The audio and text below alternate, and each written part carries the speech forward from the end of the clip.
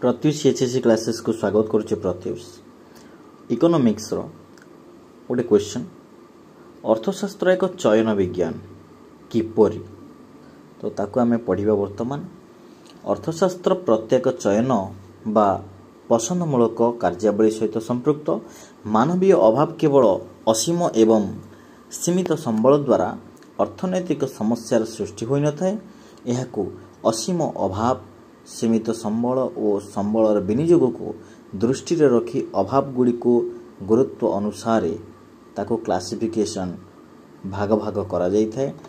इठारे एक अर्थनैतिक समस्या सृष्टि हुए, अर्थात केउं द्रव्यरू केते परिमाण और केउं बाबदरे विनियोग करा जीवो इत्यादि। एनु मनुष्य द्वंद्वर पड़ी थाए, ताको अर्थनैतिक निष्पत्ति नेबाको पड़ी थाए। तेणु जणे अर्थनैतिक मानव को एक जुक्तिसिद्ध मानव, जणे अर्थनैतिक मानव को एक जुक्तिसिद्ध मानव बोली आख्या दिया जाय थाए।